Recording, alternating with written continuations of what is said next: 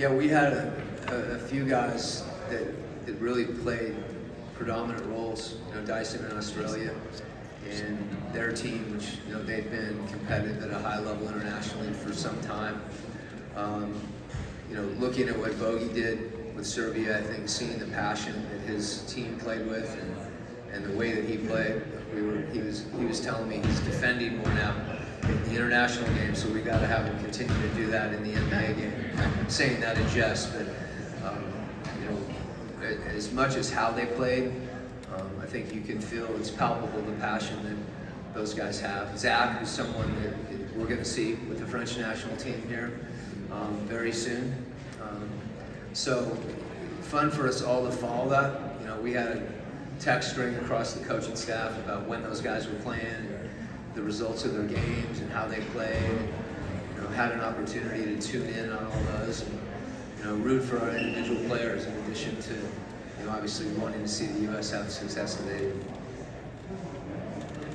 Good morning, Coach. Good morning. Considering Jalen last year, his impact and the big jump that he made from the year prior, how have you or how will you anticipate the conversation that you have with him about what kind of attention that he'll see, how it'll be different from this year, as you can imagine, that coming off of a year like what he did last year, how much different it'll be in terms of the opposition preparing for him? Yeah, he was someone that I was reminded the other day when I was thinking about our press conference today. I had a press conference before I had a practice when I took over here. And even before the press conference, just seeing the team on film, as little as I was able to watch, but being able to see it, it was clear that Jalen is a player that has tremendous potential. I think he began to realize that potential over the course of last year. And, front and center was just his work ethic, his willingness and, desire to be coached. And that coupled with the real intentional, focused approach to the game. And I think what you'll see as a player, although he's receiving more attention in a lot of different forms, the thing that he's done, it'll be more of a challenge, but one that I think that he'll adjust to is maintaining that focus on his game, not just his game, but how he makes his teammates better. And I won't say shutting out that noise. Sometimes we hear a lot about that. It's more just processing your growth as a player. It's a credit to him that he's getting some of that attention, but that doesn't necessarily have to be distracting. And I think as a young player in this league, his ability to maintain his focus and his work ethic and his intentionality and see him continue to develop across a number of areas, there's more there. And no one more than him. He's thirsty for improvement, and that's why we're talking about it. Yeah, welcome back, Coach. In the small sample size we saw last year with Onyeka, when he actually ran with the starters, the numbers and the results were fairly positive. He's going into year 5 now. Is this finally the year that we see possibly Onyeka becoming a starter, or is that still Clint's job to lose? Well, obviously we haven't started training camp yet. So talking of not just Onyeka, Clint, Bogey, DeAndre, Dyson, Jalen, you can go through the whole list of who's starting. And I think the important thing, and you mentioned it at the beginning of the question, is how we're playing. Whether or not you're starting, probably more important than starting is finishing the game. And we're fortunate that we have some players that we're talking about this, right? Because that means we have some guys that are really good basketball players, and at various times they've all shown that. And I think consistency of level of play is what we're looking for. Different guys are different in their impact on the game. They're different as far as combinations. And as you said at the beginning of the question, the sample size, there was a time when we didn't use that word. I don't know when it was, but everybody knows what sample size means now. So even coaches. So I just want to see O continue to take strides, and that's something that he's done. And there's an opportunity for him to do that, whether he's starting or coming off the bench or finishing. We have to be selfless as a group with respect to those things, because there's going to be times when it's unclear, who's starting, playing, finishing. And, those decisions are imperfect. You do the best job you can with those things in mind, with respect to what allows you, the best opportunity to win a game. Hey, Coach. We saw some moves with the coaching staff, with Steve heading the Skyhawks and then Ryan coming up to the Hawks full time. Just wondering what went into that thought process to putting those guys in those positions. I think when Ryan and I first talked, he's someone that his experience is unique. He's coached in the minor leagues before in Toronto. I'm someone, obviously you guys know, that has great respect for the international game. What people don't know about the international game is, as a coach, you're involved in the building process. When I say that, I think the way that relates to coaching is that you have a feel for how a team functions. And his time in London, the things that he was able to do there, the development that we saw, last year in College Park, that was something that I felt would happen. I didn't know the timeline on that. Steve is someone, Coach Clyde, that has been with me longer than, he and Jeff Watkinson, those two guys,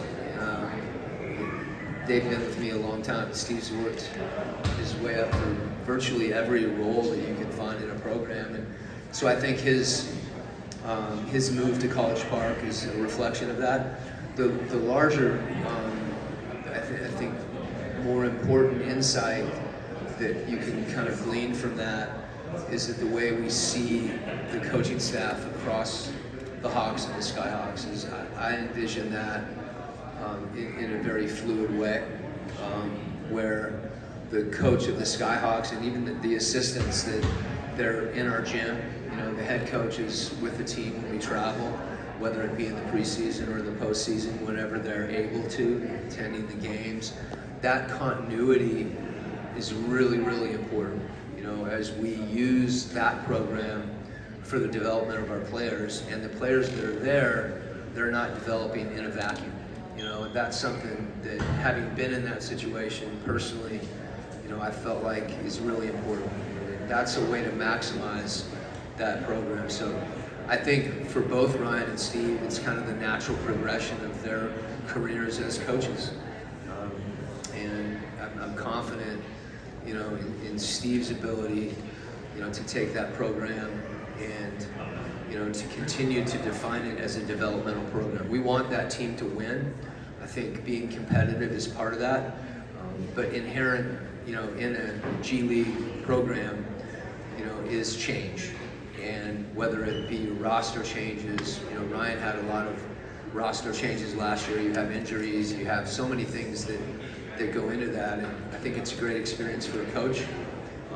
And I think, to be able to execute on that, the knowledge that Steve, for instance, has of what we're doing with the Hawks, his ability to contribute to what we're doing, it really gives him an opportunity to execute on the things that we want to see executed on that help the whole organization. Since you got here, you largely staggered Trey and DeJounte. You were able to do that, kind of run through offense through DeJounte when Trey was on the bench. Without that option now, how do you kind of view that when Trey has to rest, both personnel-wise and also how you might change and how you might operate? I think the larger question is more about kind of the principles that we want to play with no matter who's in the game. No matter whether it's Trey, or Bogey or Jalen, players are different, and I think the important thing is how they connect with one another. And so, in addition to your question, which is a good one, I think it's take it one step further. It's combinations, and as I mentioned before, our ability to continue to evolve as a program with some of the principles that I see as being not just how a team plays. There isn't some kind of idealistic way to play this game. You know, there's things that you as a coach may embrace because sometimes the style of play is reflective of a deeper level of feeling about the things that are important to you. But those things are important with respect to a particular team because that's the way you win. You know, it's our Hawks team this year. To me, there's fundamental things that we can do, both offensively and defensively, which that's the path to winning. You know, that's the path to being more efficient offensively. So how those players fit together and how we collectively, you know, continue to improve in those areas, I think is more important than any one individual player or what they bring. And then at the same time, you want to try to maximize what each individual player can do, and that also plays into your system. You know, as I said, playing with the pass is something that I think is really important for this group, in part because we have a number of guys that are capable of doing that. Trey may be at the forefront in his ability to pass the ball, but there's different types of passes, and I think this team can really be connected around that. More so than maybe we've seen teams here in the past. Coach, with the off-season trade to bring in Dyson, a player that you just noted excels as a cutter off the wall, does that change anything in terms of role for Jalen Johnson and maybe how often he has the ball in his hands? You know, I guess those things are opportunistic.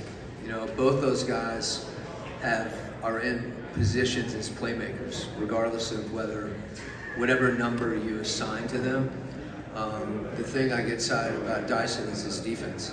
You know, and if defense can create more transition opportunities, whether he's got it or Trey's got it or Jalen's got it or Bogey's got it, I think the other side of that, as you mentioned, is, you know, cutting usually includes running too, and your ability to finish at the rim. And that's something. You know, our ability to finish offensively is important because that's an area where I think we can be better than we have been in the past at really converting when we get to the rim. And as I mentioned, you know, the reason is, as far as like kind of overarching philosophical things, and it's not like we're different than the rest of the league in terms of, you know, taking threes and wanting to attack the rim. The two best offenses in the league last year shot threes. You know, Boston and Indiana led the league, you know, in getting to the rim. So those aren't irrational goals for a group.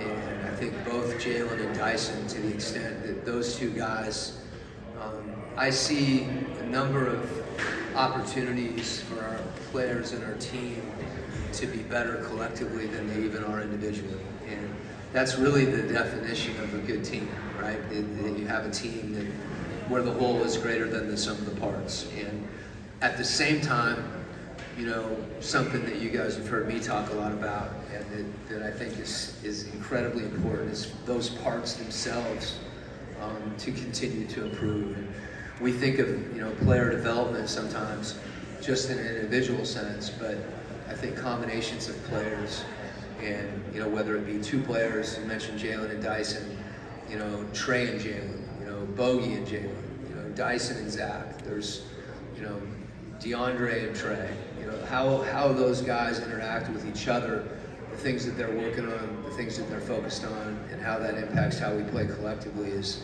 you know, it's kind of the essence of the team getting better. Okay, welcome back, you guys.